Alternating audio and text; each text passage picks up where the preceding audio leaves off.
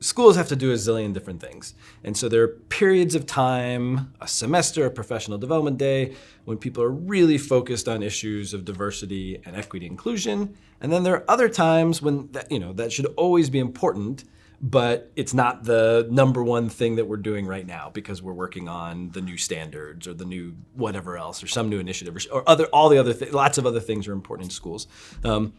As people do an intensive body of work around opportunity-centered teaching, like how do you sustain that in the period in which it's not necessarily like the focus?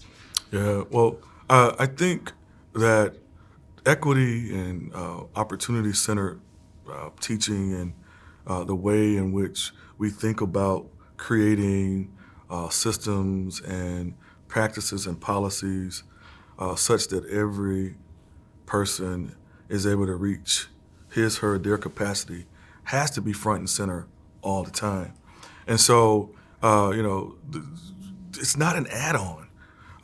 When I think about why things have not improved significantly for our young people, for some of our young people, my thinking is because we have not really made, and if equity is going to be the buzzword of the day, right?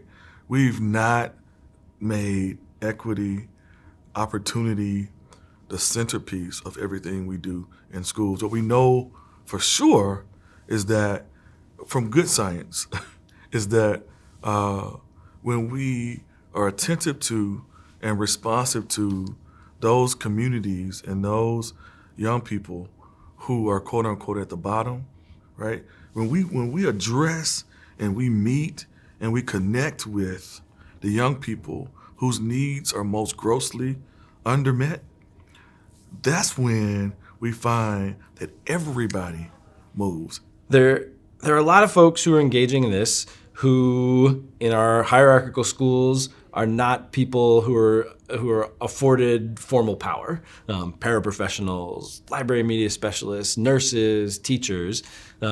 How do they sort of reach up those hierarchical systems and say, assistant principal, department head, superintendent, I don't think we're doing enough here. Like, what have you seen in the school communities where there's kind of grassroots efforts that have really captured the attention, moved the hearts of administrators and leaders and things like that? Right. I think we have to see this as we work. We have to see it as, we're in this thing together.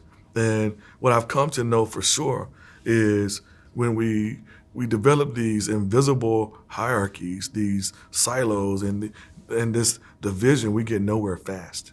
What else kind of have you seen that helps bring people in leadership positions to see, oh, this really is the heart of the work that we're trying to do together? Yeah, I think in so many ways, data speak, right? And so, when we talk about data, we sometimes think we are only referring to large scale quantitative data. But, we as those of us as educators, as parents and so forth, we can draw from artifacts. We can talk about white supremacy and the manifestation of white supremacy. We can talk about racist acts that we've observed. We can talk about and systematically document, the ways in which we've seen these practices and these ideologies play out in the lives of young people. I've never met a teacher. I've never met an administrator. I've never met a school counselor, right, who, are out to harm young people, right? I'm sure there's some out there, right? But most of the time, we get into the work for the right reason. So this work is hard. This work is emotionally draining. What makes it feel good to keep going? Like, what are the sort of sustaining forces for you? What are the sustaining forces that you found in the teachers and communities that have made issues of what we now call equity their center of gravity? Right, or opportunity, right? Yeah. My thing, for what really matters at the end of the day is that we're doing our work. And that work in the self-reflective process I think is really important. Returning to that why. If we return to the why, we understand that this work is about taking chunks of what we can do and move it forward to try to move towards transformative practices and policies. I would say the second piece is you need a posse. You need folks who are going to tell you when you need a break.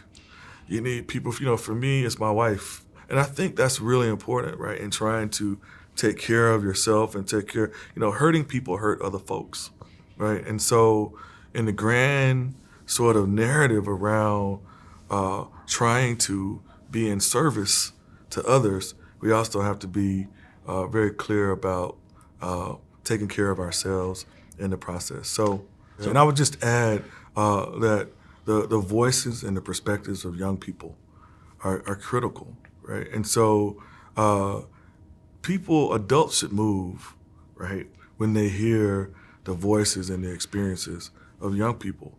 And if I, as an educator, can facilitate that kind of mobilizing, that kind of sort of energy and motivation to help young people develop movements that are oppressive, that disrupt oppression, then that's my work in that role. The challenge is, how do you identify what your work is in a particular situation? And that's the work that you have to consistently do. Your work is going to vary depending on the context and the situation, right? Not your work. Your work is going to vary, right, depending on the context and the situation. Your goal is to identify, what is my work here? What is my work in this particular situation?